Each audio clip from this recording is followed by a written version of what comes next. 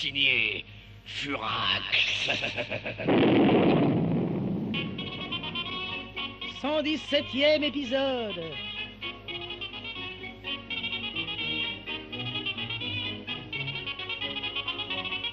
Et voilà, mon cher Socrate.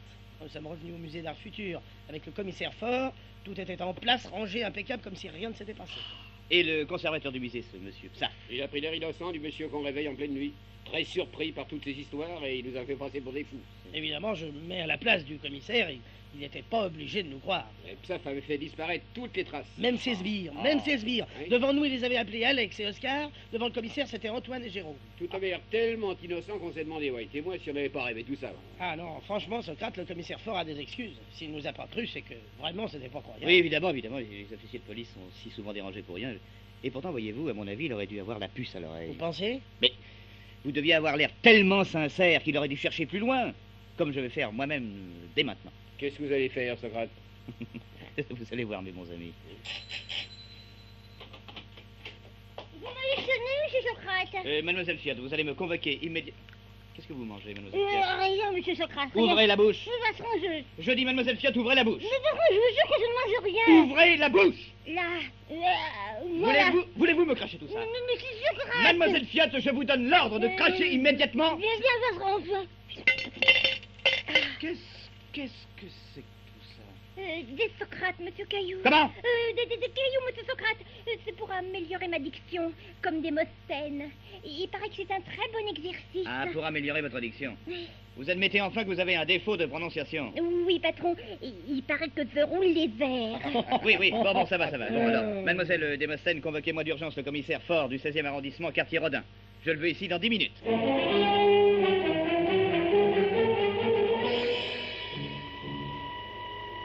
Vraiment, monsieur Socrate, je ne comprends pas ce que vous me reprochez. Je me suis excusé auprès de messieurs Black et White pour les avoir Ce n'est pas de ça arrêtés. qu'il s'agit.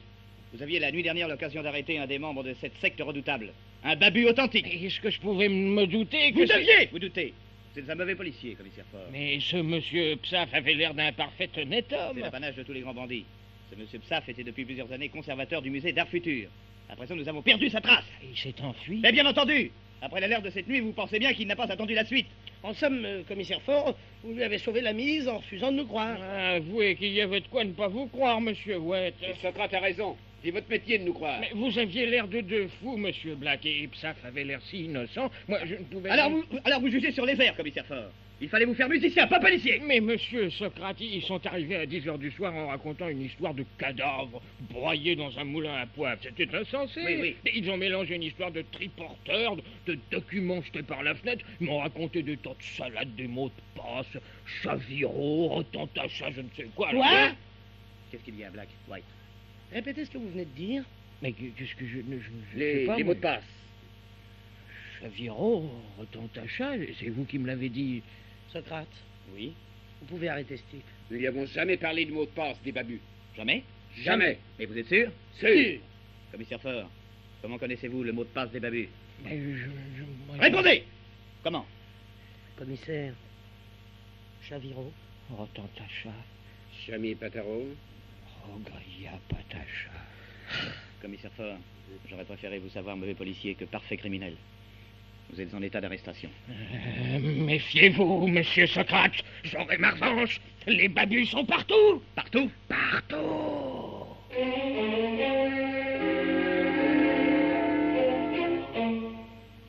Et comme pour illustrer les paroles du commissaire Faure la nuit suivante à l'Institut d'électronique de Châtillon-sous-Meudon, Bélisaire, le fidèle gardien, était réveillé par un étrange appel.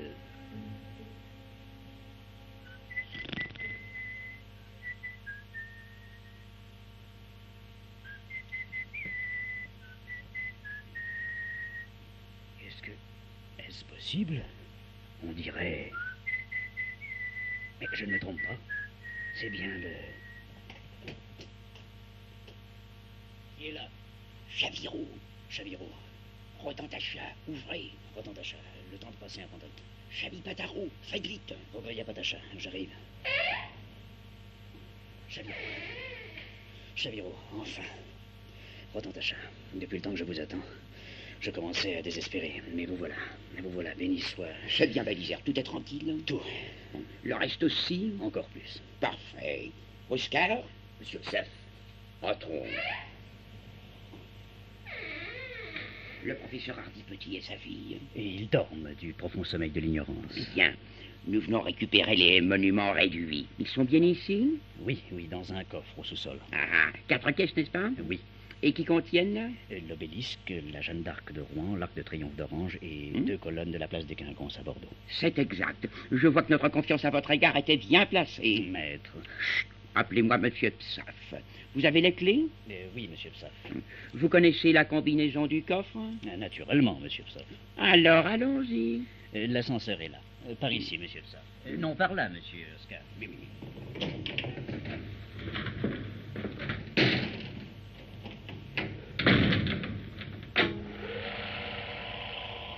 Et pendant que se déroulait cette silencieuse opération, le professeur Hardy Petit, dans son lit... Est-ce que je rêve ou bien... Carole! Carole! Qu'est-ce qu'il y a, papa? Tu es souffrant? Non, mon enfant, mais il me semble... N'as-tu rien entendu de suspect? Oh non, papa, tout est calme. Il n'y a rien. Pourtant... Oh, mais non, papa, tu devais faire un cauchemar. Oh, puis tu penses bien que s'il y avait quelque chose d'anormal, Bélisaire nous aurait prévenus. Tu as raison, c'est un vrai chien de garde. Et tandis que, rassuré, le professeur Hardy Petit se rendormait et que sa fille reprenait son sommeil interrompu, Monsieur Psaff, Oscar et Bélisaire chargeaient les 4 caisses dans un camion qui stationnait tout feu éteint le long du mur de l'Institut d'électronique. Doucement, bien. Ah, voilà. Parfait. Et maintenant, Bélisaire, il ne reste plus qu'à vous remercier. Oh, je n'ai fait que mon devoir, monsieur Psaff. Trop modeste Bélisaire.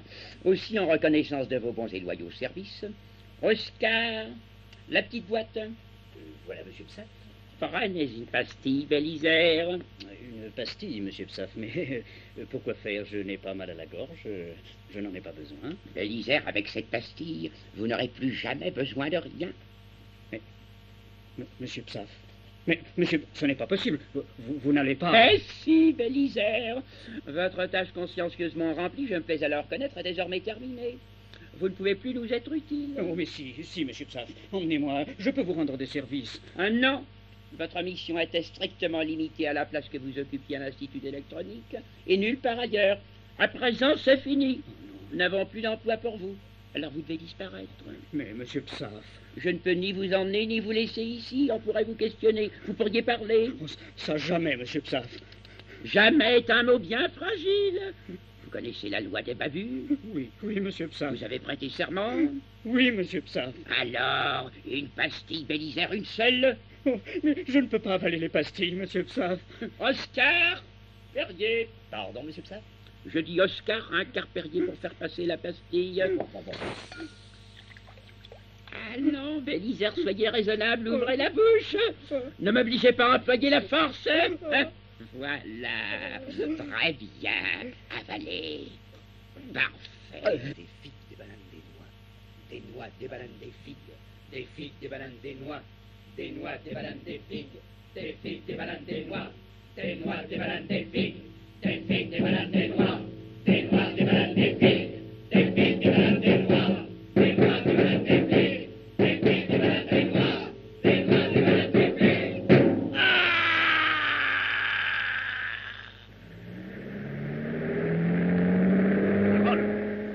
Carole! Quoi encore, papa? Oh, laisse-moi dormir ici. Carole, il se passe des choses étranges, des murmures, un camion. Mais voyons, papa, il passe souvent des camions. Qu'est-ce que ça a d'extraordinaire? Je ne sais pas, mais je suis angoissé. Papa, je t'en prie, t'as pris trop de café. Mais j'ai cru entendre une sorte de mélopée. Oh, ben un ivrogne sans doute. Ah, écoute, enfin, papa, encore une fois, s'il y avait eu la moindre alerte, Bélisaire nous aurait avertis. Ouais, tu as raison, Carole. Bélisaire est fidèle. Il se ferait tuer pour nous. À suivre! C'était signé Furax, 117e épisode. Avec Jean-Marie Amato, Maurice Biraud, Édith Fontaine, Claude Dasset, Jeanne Dorival, Robert Franck, Robert Verbeck, Jacques Dufilot, Louis Blanche, Jacques Lambert Laurence Riesner, et les auteurs. Oui, mais dites-moi de qui la mise en onde? mais Pierre Arnaud de Châssis-Poulet, voyons. Signé Pierre Dac et Francis Blanche.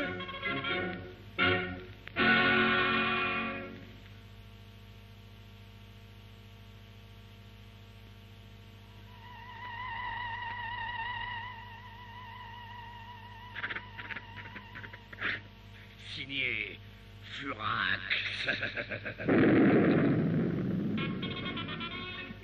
119e épisode.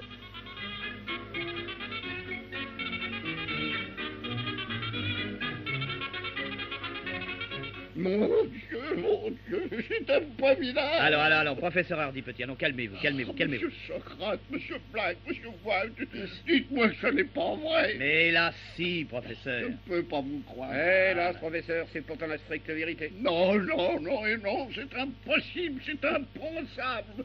Bélisaire, mon fidèle Bélisaire, le dévouement personnifié aurait été un complice des babus. Allons donc. Mon cher professeur, je comprends votre peine et la nature de vos sentiments, mais il faut bien se rendre à l'évidence. Eh oui, non seulement Bélisaire était un complice des babus, mais lui-même était un babu. Oui, babu subalterne, mais babu en exercice quand même. Bélisaire, un babu, mais c'est de la folie, c'est de la pure démence. Désolé, professeur, sincèrement navré, mais les faits sont là. Bien sûr, les faits sont là, ils parlent d'eux-mêmes. Mais je crève les yeux. Les bandits ont attiré mon pauvre Bélisaire dans un odieux guet-apens, et ils l'ont tué pour s'emparer des caisses. C'est clair, non? Très clair, professeur, mais encore une fois, malheureusement pas dans le sens où vous l'entendez. Alors, dans quel sens? Professeur Hardy Petit, vous êtes un scientifique éminent et un logicien chevronné. Ouais, mais quel rapport avec le meurtre de ce malheureux Bélisaire? Un rapport étroit. Écoutez-moi bien une minute, professeur, voulez-vous? Oh, à quoi bon, ça ne me rendra pas mon vieux serviteur? Non, mais ça vous aidera à comprendre, professeur. C'est inutile, ma conviction est faite. Mais les fausses, professeur. Monsieur White, vous me faites injure. Professeur, voyons. Tiens, papa, voilà une sucette. Et écoute bien, monsieur Socrate. À quoi est-elle, cette sucette? À la rhubarbe, papa, comme tu les aimes. Bon, alors, allez-y, Socrate. Je vous écoute. Eh bien voilà. Comme vous le dites, professeur, les faits parlent d'eux-mêmes. Mais comme je vous le répète, et j'insiste là-dessus, pas dans le sens de votre propos. Réfléchissez un peu.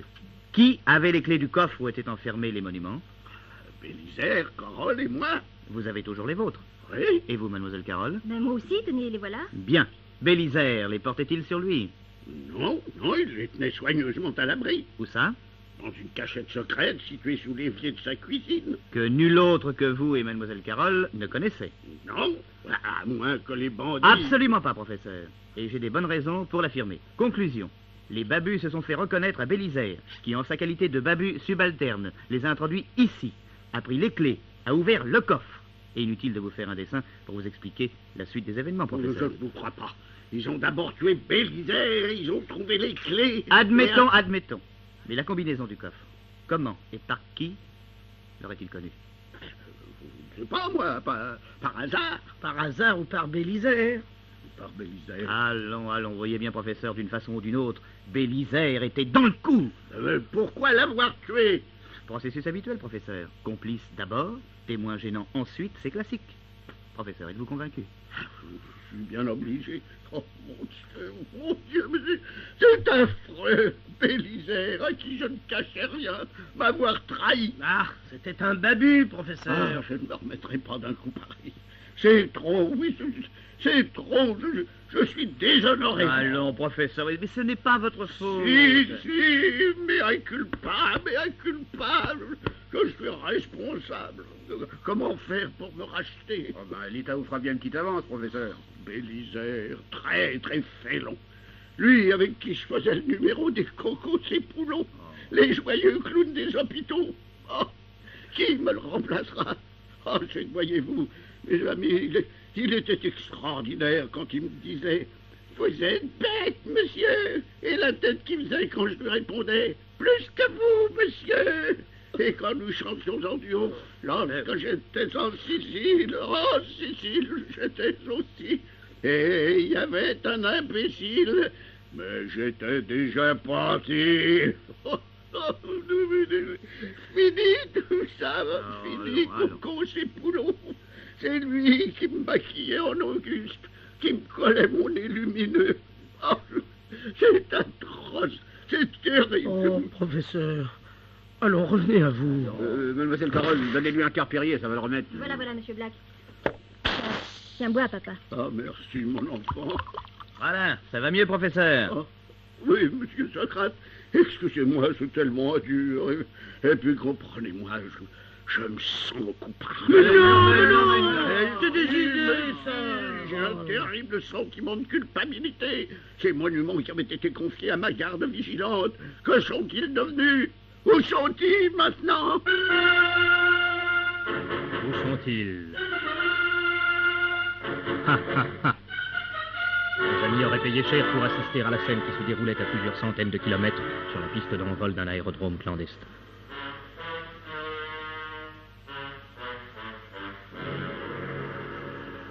Alors, pressons.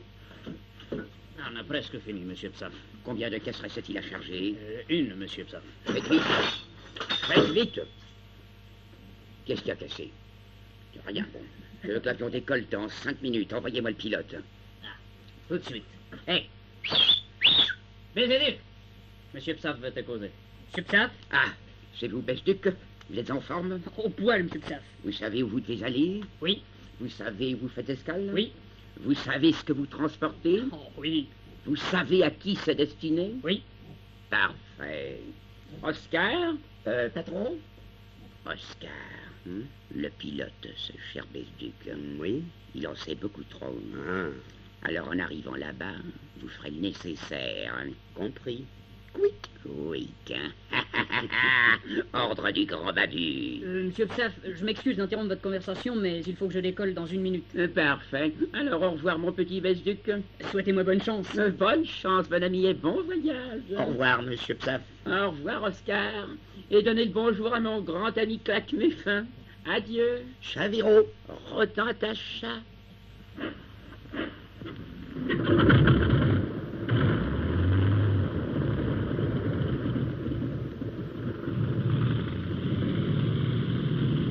Et voilà, mon cher Alex, tous ces jolis monuments qu'on nous avait injustement repris.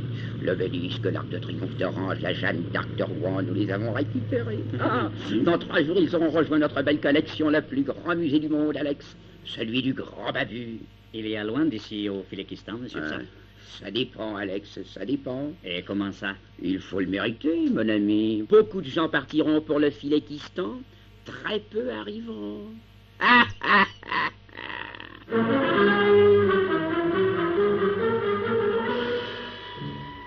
les idiots, les crétins, les enfants, les primaires, les imbéciles, les pillules, les chauvastres, les pauvres types, les gougnafiers, les piostres, les maladroits. Edmond. Malvina, réfléchis. Ils se sont fait voler les 4 principaux monuments que nous avions récupérés. Je sais. Quand j'étais fouvreau et que j'avais reçu les 4 caisses à expédier de Madagascar par Black et White, je les avais enfermés à triple tour dans la chambre forte de l'Institut d'électronique. Eh oui, mon chéri, voilà que le gardien lui-même était un babu, alors il a aidé ses complices. Et personne n'a pu empêcher ça. Ni ces ivrognes de Black et White, ni cet imbécile de Socrate, ni ce gâteux d'Hardy Petit, ni même moi, Furax. Ah ça, mais ils sont donc partout, ces babus. Ne t'énerve pas, Fufu, ne t'énerve pas. Black et White entrent dans un musée d'art futur, le conservateur est un babu. Ils vont prévenir la police pour le faire arrêter, le commissaire est un babu. On cache les monuments récupérés dans un endroit inviolable, le gardien est un babu. Alors assez. Du calme, mon petit, du calme. Il faut réagir. Oui. Et vite. Mes troupes sont convoquées? Oui, Furax. Toutes mes équipes seront là demain comme prévu? Comme prévu. Et comment faire pour que l'arrivée de 500 personnes passe inaperçue dans ce petit pays perdu? J'ai tout arrangé pour que ça ait l'air naturel. Comment? Tu vas voir. Père Boutriquet! Oui, alors? Père Boutriquet! Oui, quoi donc pour votre service, notre maîtresse? Vous avez tout préparé. Vous avez prévenu les commerçants du village. Oh, je pense bien. Ils sont contents tous, et puis pas qu'un peu, dites donc pas, c'est non. 500 boy scouts qui débarquent d'un seul coup, bon, ça va faire marcher le commerce, non? Des boy scouts? Oh, pas la peine de faire le cachotier, monsieur Carnahou. Hein? Votre dame m'a tout dit, moi. Vous alliez recevoir dans le parc du manoir une 500aine de boy scouts, vu que vous êtes un grand chef de boy scouts vous-même, bon. Eh ben, c'est bas, monsieur Carnahou. C'est vraiment bas. La jeunesse, la vie au grand air. Ouais, y a que ça le mot, moi. Y a que ça le mot, hein, ouais. Tu vois, Edmond, tu vois. Des boy scouts. Au fond, pourquoi pas? Et tout le monde est prévenu? Oui, et dans chaque convocation, j'ai précisé la tenue. Furax, chef des boy scouts, on aura tout vu. À suivre. vrai. Une fleur au chapeau. C'était signé Furax, 119e épisode. Avec Jean-Marie Amato, Maurice Biraud, Édith Fontaine, Claude Dassay, Jeanne Dorival, Robert Franck, Robert Verbeck, Jacques Dufilot, Louis Blanche, Jacques Lambert, Laurence Riesner et les auteurs. Et de qui la mise en onde? mais Pierre Arnaud de Châssis-Poulet. Signé Pierre Dac et Francis Blanche.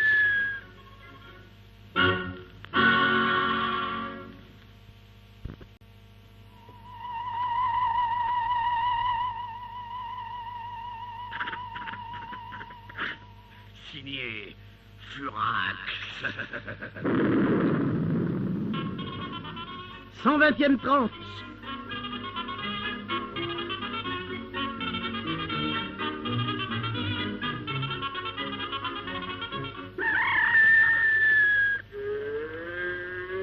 Alors, Père Boutilguet, il y a de l'animation aujourd'hui au manoir, pas vrai? Oh, m'en causez pas!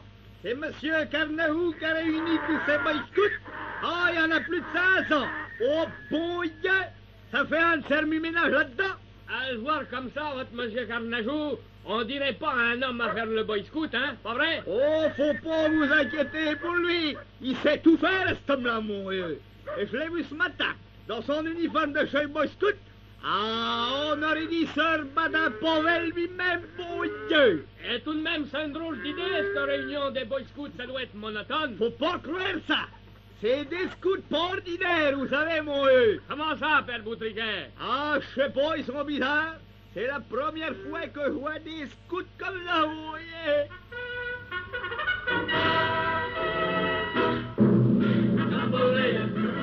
Comment ça va, mon vieux? Bien, très bien. Ça nous rajeunit de 5 ans. Hein. Alors comme ça, on a laissé tomber l'usine? Vous pensez aussi sec, dès que j'ai reçu la convocation. Et vous, mon bon, comment vont-ils faire sans vous à la ferme? Oh, ça, je m'en fous bien, là. Quand j'ai reçu le message, allez hop, en avant, pas de question. Eh oui, la bonne vie va reprendre. Eh oui, on fait ça.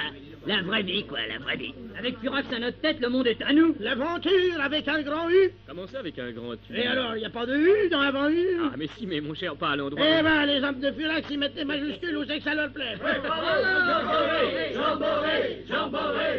Dites donc, les gars, ça fait plaisir de se retrouver comme au bon vieux temps de malheur au barbu. Ah bien, la fidèle équipe. Pas un manquant, les gars, pas un manquant, la fidèle équipe. Et puis, dites, Furax a une fameuse idée de nous faire habiller en boy Ah, scout. sacré mon Dieu, ben, je me sens tout gamin, moi.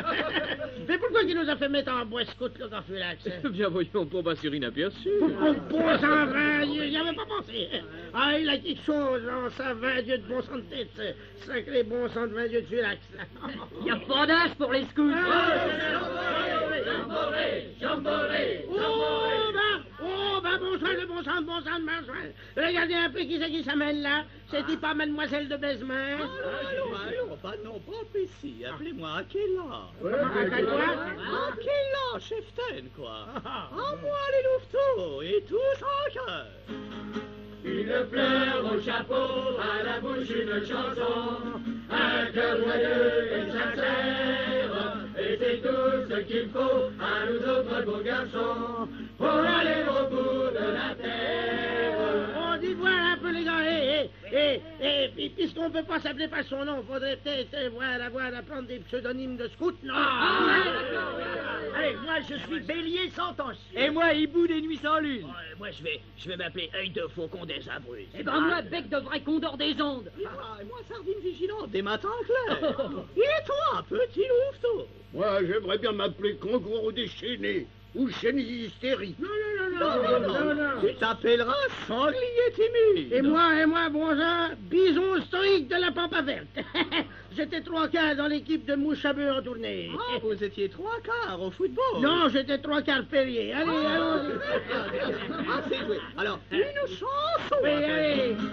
Une fleur au chapeau, à la bouche une chanson, Arrêtez. Il y en a marre de se languer à la guimauve. Si on chantait autre chose. Oui, mais quoi? Les trois orfèvres. Allez, Dites-moi, petit scout, est-ce que c'est convenable au moins? Est-ce que c'est scout? Allez, allons-y. Trois orfèvres à la Saint-Éloi, s'en allèrent dîner chez de jeunes orfèvres. Trois orfèvres à la Saint-Éloi, s'en allèrent... Attention, Vincent, la Furax. Attention, Oui, allez.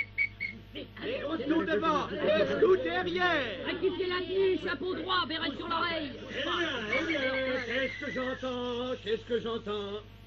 Approchez-vous tous.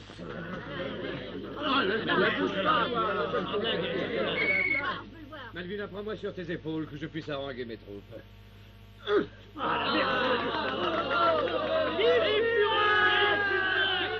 Pour Furax, hip hip hip. Hip hip hip. Hip hip hip. Merci, mes amis, merci. Je vois que vous êtes tous là. Comme les montagnards. À quoi les montagnards sont là? Cornelius, vous me copierez 100 fois. Chaque fois que M. Furax fait un discours, il y a un imbécile qui parle. Bien fait. Il a dit bien fait. Salut à tous, mes vieux amis.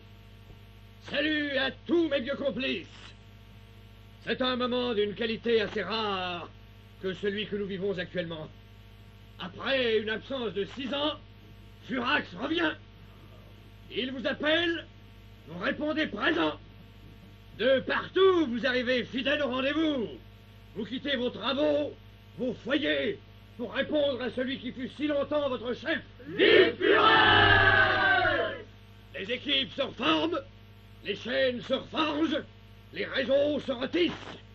Et vous voilà tous prêts pour la nouvelle aventure. Car elle est là, mes amis, l'aventure. Une force invisible, secrète, une association d'une puissance incroyable s'est emparée des plus beaux monuments de France. Les malfaiteurs ont eu l'audace de vouloir faire croire que leur forfait était signé Furax. C'est là qu'ils ont fait une fausse manœuvre. Ils me croyaient disparu. Me revoilà. Tant que j'étais Fouvreau, chef de la DDT, j'ai lutté avec les armes officielles. À présent, je redeviens Furax. Et c'est avec vous que je vais me défendre. Debout, mes amis, mes vieux complices. Debout, les truands, les pirates, les malfrats. Debout, les casseurs, les surineurs, les voyous. Vous, les escrocs, les filous, cambrioleurs et trafiquants. Vous, les espions, agents doubles, agents triples. Reformez les équipes. Reprenez vos places aux 4 coins de la société. Je veux que vous soyez partout, que vous voyez tout, que vous sachiez tout. Nous entrons en lutte avec une force dangereuse et secrète. Les babus sont puissants et cruels. Défendons-nous, mes amis, et que notre nouveau cri de guerre vous dicte votre conduite. Malheur aux babus! Malheur aux babus! Courage, mes enfants! Dès demain, éparpillez-vous dans la nature comme par le passé. La bataille sera dure, d'autant plus dure que cette fois-ci nous ferons une bonne action. Bonne chance à tous et malheur aux babus! Malheur aux babus!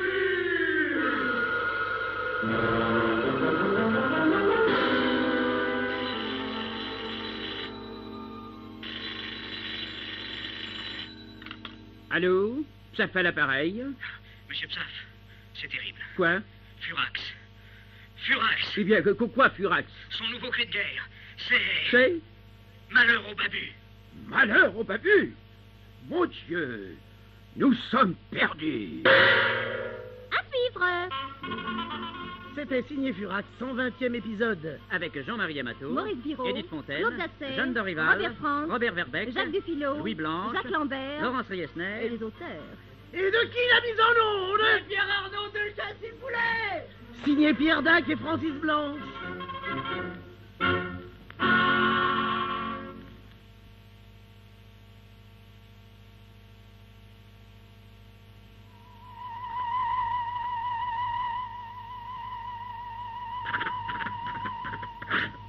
Signé Furax. 121e épisode.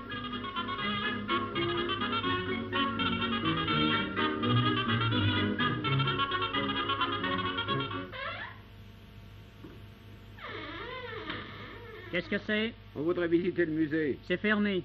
On sait bien, mais on voudrait visiter quand même. Vous savez pas lire? Musée d'art futur, Centre national des recherches architecturales. Fermé pour cause de fermeture, c'est clair, non? Ouais, clair comme un préau. Quel préau? Le préau clair, quoi. Oh non, je t'en prie, Black, écoute, non, non. Je vois bien que monsieur le gardien n'a pas de temps à perdre. voyons. Bon, alors n'en perdons pas. Combien? Combien quoi?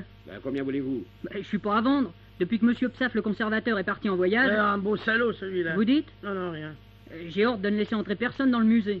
Et c'est pas le musée qu'on va visiter, c'est son bureau. Son bureau? Oh, mon pauvre monsieur, il n'y a plus rien. Il a tout emporté, les chaises, les rideaux, les classeurs, même le téléphone. Téléphone? Oui, parfaitement. Alors vous voyez bien que vous perdez votre temps. C'est que je perds le mien. Bonsoir, messieurs. Oh, vache de Psaf. Il n'a pas perdu de temps, lui. Ouais, tu penses, il savait qu'il était repéré, il a filé. Ouais, mais où ça? Ah, je sais pas, moi, chez ses complices, chez les babus. Les babus, où c'est qui perd ces cocolins? Partout, mon vieux Black, partout, c'est ça qui est désespérant. Quand je pense que l'autre saligo a tout emporté, même son téléphone. Oh, dis donc, Black, Ouais. son téléphone, s'en est servi devant nous l'autre soir. Ah oui, quand il doutait sous la menace de son revolver. Oui, rappelle-toi, il a dit, par acquis de conscience, je vais demander quelques instructions à votre sujet. Oui, je me souviens. Hein? Il a décroché le téléphone, il a composé le numéro.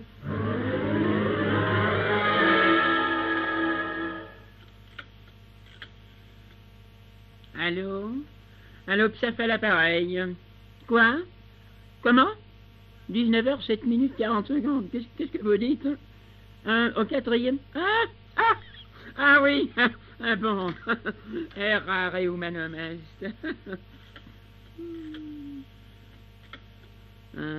Psaf à l'appareil. C'est vous, JP? Vous êtes bien sûr? Bon. Non, je vérifie parce que je viens de faire un faux numéro. Et oui, je m'étais trompé d'un chiffre et j'ai eu l'horloge parlante. Une erreur, quoi. Tu te rappelles? Ah, très bien. Il s'était trompé d'un chiffre et il avait eu l'horloge parlante. Qui a pour numéro Odéon 8400. Alors, hein? Tu vois où je veux en venir? Oh, parfaitement. Cherchons tous les numéros voisins d'Odéon 840 et on va localiser les babus. Allô, Odéon 740? Oui? Monsieur Psaf, s'il vous plaît. Ah, il n'y a pas de Psaf ici, monsieur. C'est les bains douches de la rue Mouffetard. Ah, excusez-moi. Allô, Odéon 940? Ouais. Monsieur Psaf est-il là? Monsieur quoi? Psaf. À vos souhaits. Odéon 84-90? Oui, monsieur. Je voudrais parler à monsieur Psaf. C'est le papa. Quel papa? Ici, c'est la maternité de rue d'Alsace, alors je pensais que le monsieur vous demandiez de le Non, non, non, non, non, non, non, non, merci. Odéon 94-90? Monsieur Psaf, s'il vous plaît. Monsieur Psaf? Oh, il n'y a personne de ce nom-là chez la cousine Pipiste. Elle est folle, celle-là. Odéon 7409, est-ce que monsieur Psaf est là? Psaf, il n'y a pas plus de Psaf que de beurre. Curieuse façon de répondre au téléphone. Odéon 94-09, monsieur Psaf. C'est bien, Déon 84 14 09, mais il n'y a pas de Oui, bon, ça va, mais merci bien, oui. Allô, Odéon 8409? C'est ici. Est-ce que monsieur Psaf est là? De la part de qui? On sent Black, ça y est. Chaviro? Autant d'achat. Monsieur Psaf est sorti. C'est bon, je rappellerai. Chami Pataro. Rogria Patacha.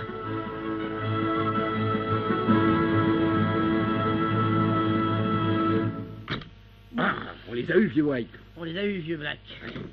Allez, pas une seconde à perdre. Les renseignements? Ouais. Quelle est l'adresse qui correspond au numéro Odéon 8409? 8409. S'il vous plaît.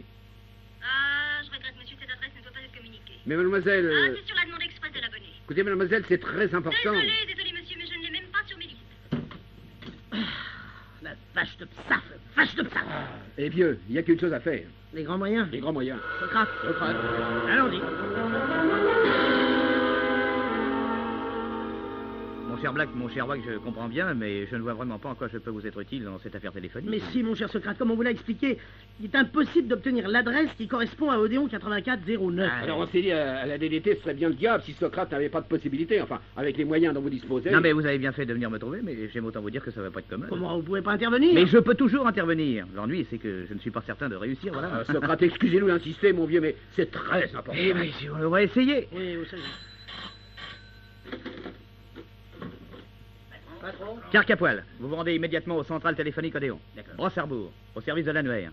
Et vous, Herbe Tendre, à l'administration centrale, compris? D'accord, Et vous me ramenez l'adresse qui correspond à Odéon 8409. Vu? Je veux la réponse dans 1 heure. Exécution.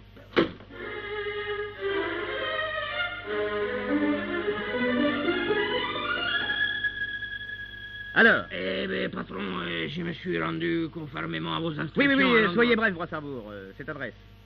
Je l'ai pas. Comment vous ne l'avez pas? Je vous donne un ordre et vous revenez bredouille? J'y peux rien, patron. Au service de l'annuaire, la page où doit se trouver l'adresse a été arrachée. Arrachée par qui? Il se l'explique pas, patron. Curieux, et vous, Carcapoil, au central? La même chose, patron. La page a été également et imperturbablement arrachée dans les mêmes conditions. De plus en plus curieux. Et vous, Herbe Tendre, je suis sûr que vous, à l'administration centrale... Oh, hélas non, patron, la fiche a disparu. Oh, je suis tout penaud et tout pantois. Pourtant, patron, j'ai fait de mon mieux. Oui. J'ai été aimable et gracieux. Oui. J'ai insisté. Oh, j'ai même trépigné à un certain moment. Oui, ça va, Herbe Tendre, vous pouvez disposer. Alors là, il y a quelque chose d'incompréhensible. Oui, ou de trop compréhensible. Oui, je vois ce que vous voulez dire. Mais alors, que faire? Ah ça, on sait rien. Sans vous, Socrate, le chef de la DDT. Ah! Voilà, j'ai trouvé. Oui, excellente idée. Ah, ça me disait aussi. Cette idée, Socrate, allez, nous faites pas languir, mon vieux. Bertrand. Oui, Bertrand. Mademoiselle Fiat, allez le chercher tout de suite. Tout de suite. Mais qui c'est ce gars-là, Bertrand? Non, c'est pas un gars, c'est un chien policier. Un chien policier, Oui. vous croyez que... Ah oui, je te donnerai votre tête à couper. Ah, le voilà. Allez. Viens, mon Tony, viens. Tony, le voilà, patron. Bon, là. Mais oui. Allons, assis. Oh là, il est splendide, dis donc. Ah, ben, je vous crois, oui. C'est un Saint-Bernard. Oui, et pourtant, il n'a pas toujours été. C'est un self-made dog. Un self-made... Oui, un chien qui s'est fait lui-même. C'est un ancien basset. Un ancien basset? Eh oui, qui est devenu Saint-Bernard à force de travail, d'ambition, de volonté, de désir d'arriver et de bien faire. Oui. Un miracle, ça, hein. Merveilleux. Mais alors comment... Mais vous allez voir. Tenez, Black, appelez votre numéro. Oui. Allez. Oui. Odéon, 84, Oui. 0, 9. Bon, alors Odéon 8409. Oui. Chaviro. Autant ta chat. Ne quittez pas. Parfait. Bertrand, allez, viens mon chien. Allez, flaire l'écouteur. Allez, encore. Mieux que ça. Allons. Encore un petit coup. Là. Allez, couchez. Voilà, parfait. Ah, Socrate, je comprends pas. C'est Comment... pourtant simple, voyez. Bertrand a maintenant repéré l'odeur de la ligne d'Odéon 8409. Par conséquent... Ah, parce que vous pensez que... Mais c'est mathématique et classique. Ah, qu'est-ce qu'il y a, Bertrand? Oh, tu tires la langue, toi. Mademoiselle Fiat, donnez-lui un Carpérier. Rien de tel pour étancher son odorat et activer sa soif. Pardon, c'est l'inverse. Alors, allez, couchez-toi. Alors voilà, je vous confie, Bertrand. Il ne vous reste plus qu'à le suivre. C'est tout? C'est tout. Il va automatiquement remonter la piste qui doit aboutir à Odéon 8409, c'est-à-dire à l'endroit où se trouve l'état-major des babus. À suivre. À quatre pattes. C'était signé Furax, 121e épisode. Avec Jean-Marie Amato, Maurice Biraud, Édith Fontaine, Claude Gasset, Jeanne Dorival, Robert Franck, Robert Verbeck, Jacques Dufilot, Louis Blanche, Jacques Lambert, Laurence Riesner et les auteurs. Oui, mais dites-moi, de qui la mise au monde? Mais Pierre Arnaud de Châssis-Poulet, voyons.